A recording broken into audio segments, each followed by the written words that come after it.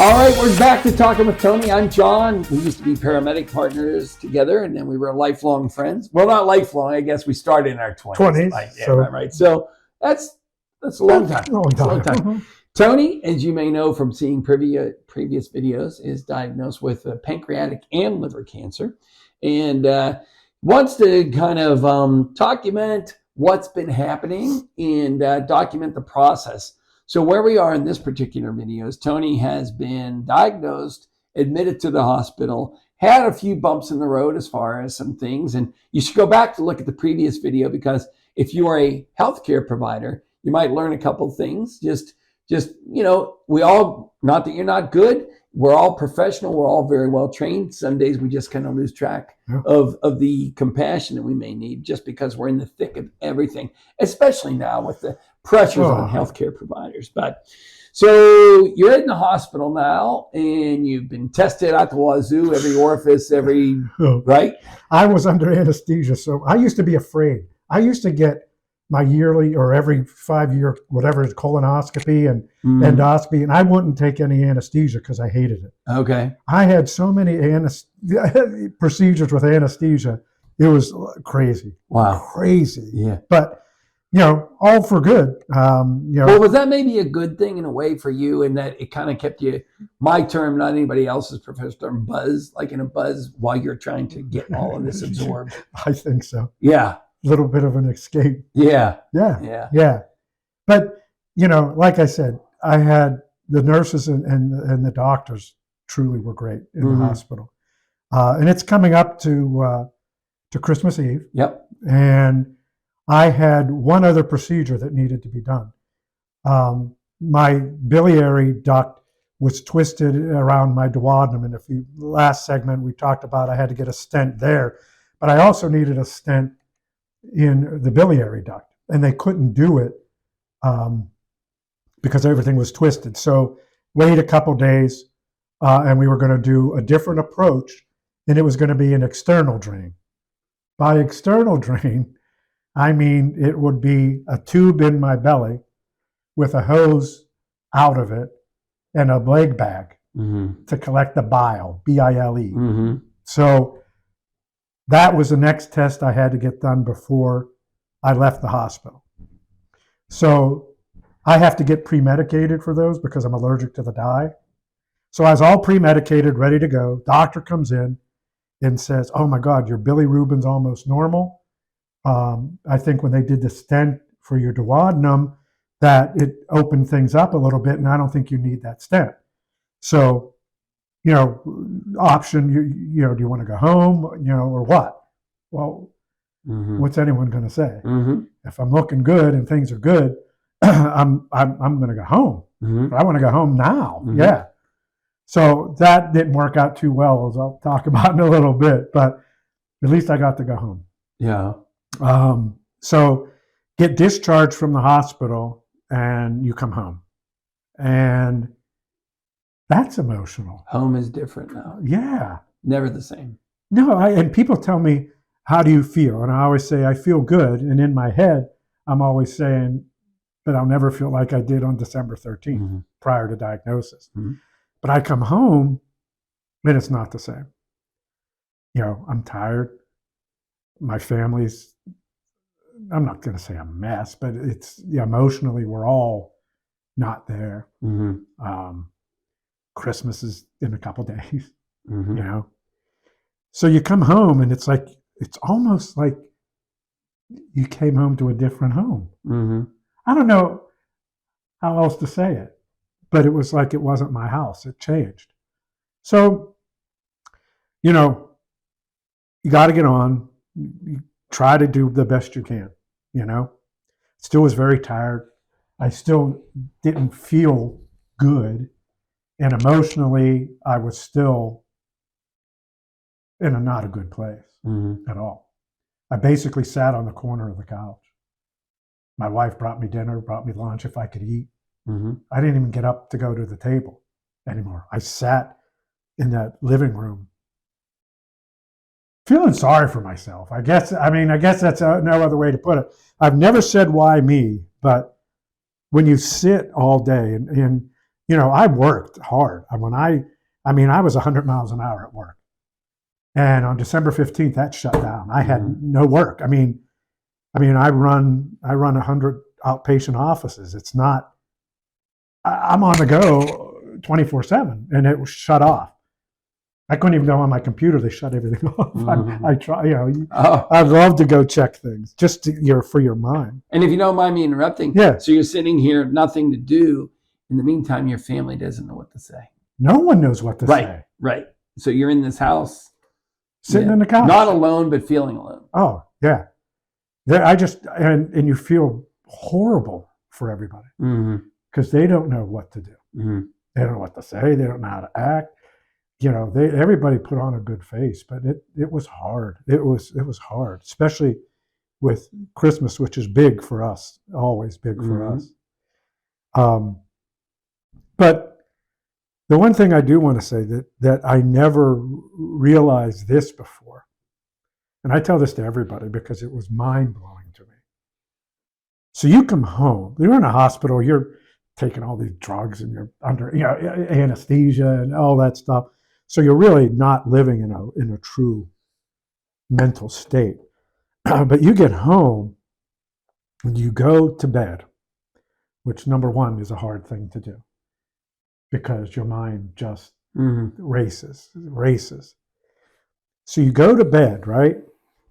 And this happened for about a week. I get up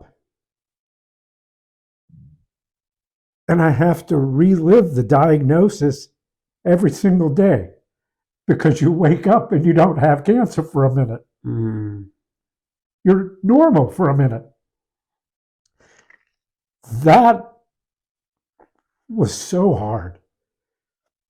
And I guess it's similar to like when my mom or my dad died and you go to bed and you wake up normal and you know, oh shit, you got to go to the funeral. You realize it's there, but it's like almost like that cruddy doctor telling me every morning that you have cancer again.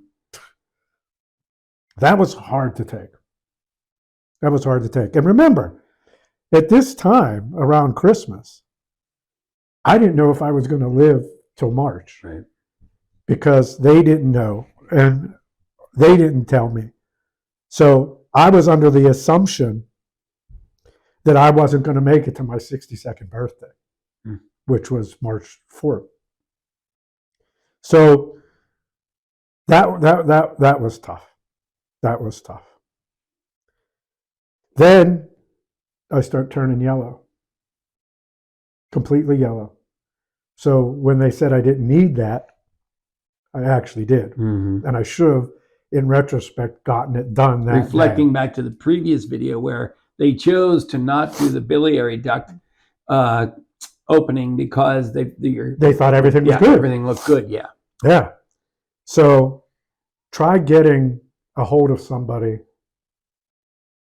during the holidays. I'm getting sicker because that backed up in your liver. It's not good. And we couldn't get a hold of anybody. And I remember, my wife often reminds me too, the lady said, the PA said, now if something happens, you give us a call and we'll get you right back in to get that taken care of.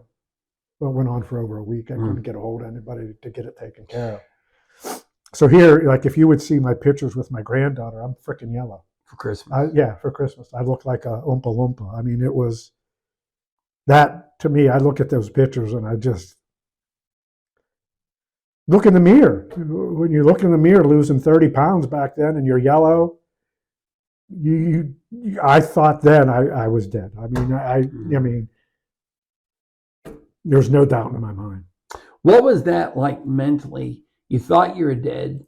Did you go, and then you see your granddaughter, do you go, all right, I'm not going to be dead. I'm making my mind up. Or are you looking and going, I look so bad at this point. I almost want this to happen. Which way did your brain take you? It took me both ways. Yeah. Both. Because I could tell you I was sitting at this table and she was sitting at the other end. And we were having our Christmas Eve dinner. I couldn't stop watching her. Just watching her eat, watching her move, watching her laugh, watching her smile. I was just in awe. of her because I was so afraid that I would never see that again. And I couldn't even eat because I was watching her. And I just wanted to take every second that I can to watch her. I thought I really thought I was dying. I mean, I am dying. I mean, I am. I mean, let's not sugarcoat it. This diagnosis, unless God touches me personally, is terminal. It's just how long that I could last. But I never had, I'm going to beat this. I just said I've got to do everything that I possibly can to live the rest of my life to the best of its ability. Not that, I'm going to die. I've never sat there and said, oh my God, I'm going to die. And that's it, and go crawl in a ball. No. Do I have the realization that I most likely don't have a long time? Yeah. And I think that's realistic to be, So does that answer your question? It does. Yeah, I think it does. So it's both. I mean, but I also think that it also answers the questions of why we're doing these videos, because your granddaughter saw you that day, and there are pictures of you on Christmas where you clearly don't look healthy. Right. But one of your ideas of these videos are when you're not here, whether it's 20 years or 15 or whatever, you want her to see what you're like. And this is you. Yeah. Right? This is me. Yeah. And everybody tries to be really nice. Oh, she'll remember you. She'll remember a picture, and she'll be able to say Big Papa. Yeah. But now she'll be able to see Big Papa. I love you, Charlie. I love you, Anthony. He's not even here yet. He's coming in July.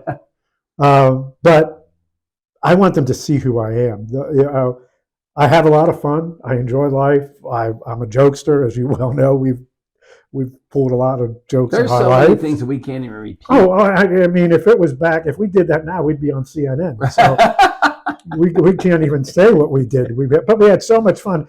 And quite honestly, we had no malice. Right. It was all in good. It was just all good. And fun. When people say it was a different time, and people get mad when you say that. But honest to God, I never would do anything to hurt anybody. But we did have a lot of fun. Yeah. But that's part of the video here, is to get this, to see you and, pull you out of here and, get, as well as, somebody going through. So you're discharged. It's Christmas. You get through Christmas. You get treatment for everything that's backing up at that point. And so where are we now? What's the next step? Well, I think that we need to talk about Christmas. Okay. Before we go to the next step. All right. So let's talk about Christmas. But before we talk about your most recent Christmas, talk about your Christmas tradition in your family. Oh, yeah. Right. Okay. Yeah. So Christmas Eve is really big in my family. It has been ever since I was a child. It got to a point where we had to rent a hall because there was over 100 people coming to Christmas Eve dinner. Wow. And my mother was the ringleader.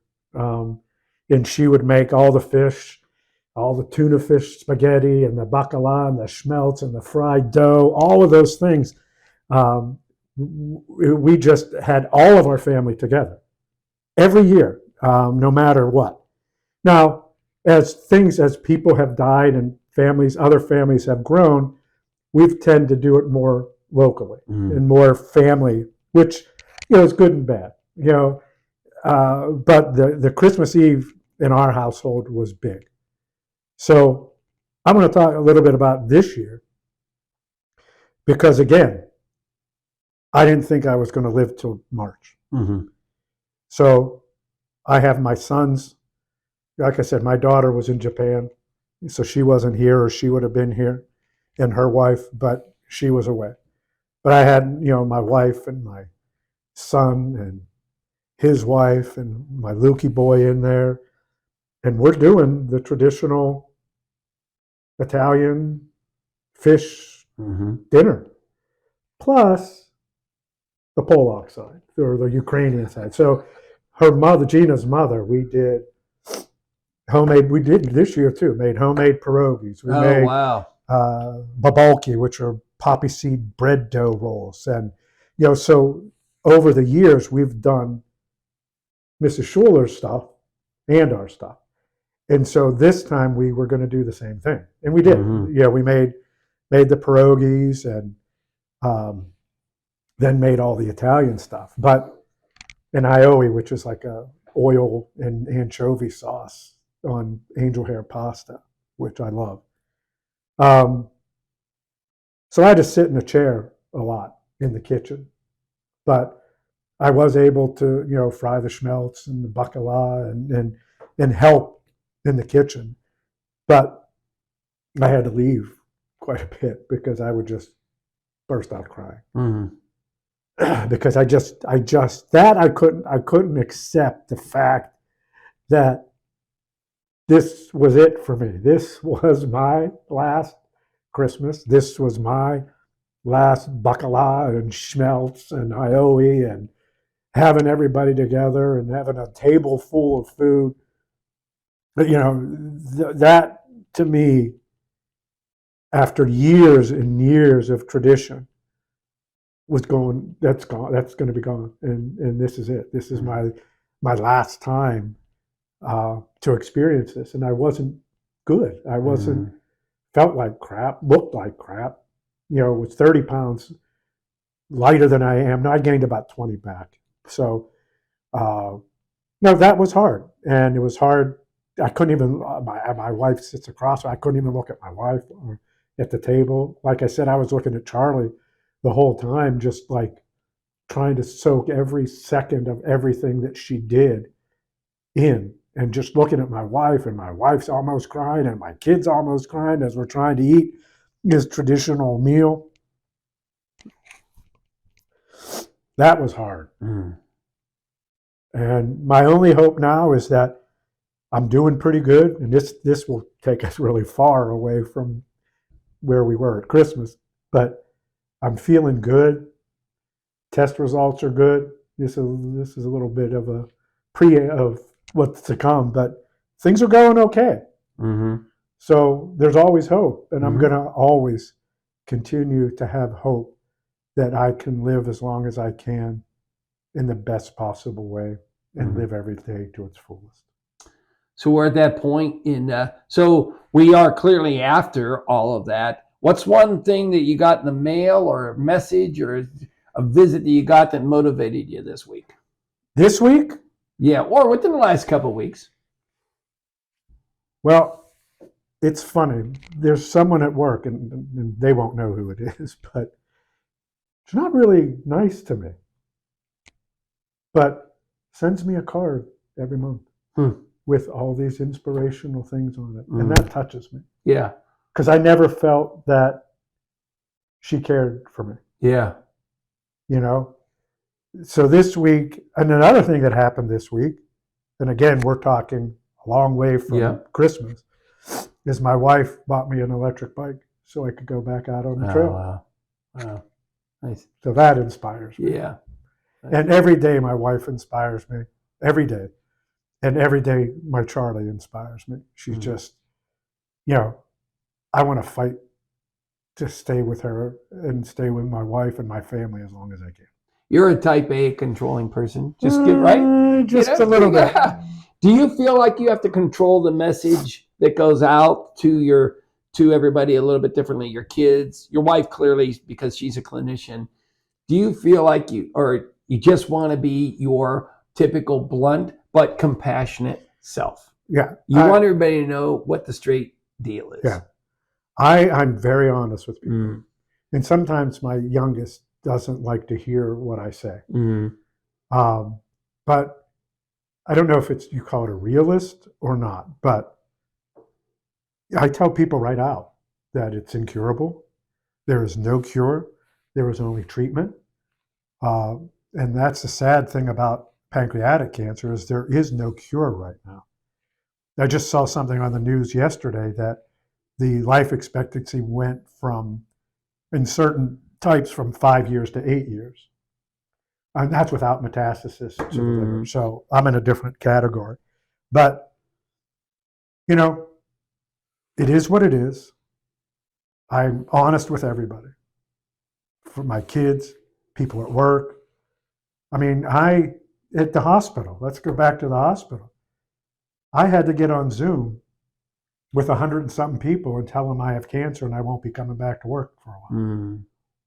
And some of these people I've been with for 18 years. Mm-hmm. I mean, I had to get a shirt from home, and I'm trying to get light so I don't look as yellow. And, you know, because I mean, you don't want to scare people, Mm-hmm. you know, and that was hard because that's my second family. I mean, Yeah. you spend a lot, you spend a lot of time with your people at work. Mm-hmm. I mean, it becomes your second family. And I was honest with them. I told them I have cancer. It's not curable. It's treatable. Mm-hmm. And I'll see you when I can. And I hope that I come back to see you. You know, I hope I get back to work. Mm-hmm. So yeah, I'm honest. Nice. Wow. Do you like talking with Tony? Do I like Yeah. it? Do you like this? Yes, I do. It helps me. Mm-hmm. Helps me a lot. Yeah. And it helps me to see you every week. Yeah. Well, I love seeing you too, man. That makes me very happy. It's incredible. Like, again, if you go back to, actually, maybe we'll put the picture up right now. This was me and Tony when I needed help, when I was in some big crash and Tony would come to visit me. We both have a lot less pounds and a lot more hair in this picture. Yeah. Yeah. Me, a lot less hair. Yeah. All right. Well, what are we going to talk about the next time, you think? Just talk about how things are going. We'll give everybody a general update. Well, we could start with the chemo. We didn't get there yet. Right. That's a whole other, walking into that office the first time and, you know, going for your chemo and the process to get chemo. It's pretty interesting. See, some people tease like, oh, coming up next, Joe Manganiello. For us, coming up next, Tony walking into the chemo. Chemo. Yeah. Thanks.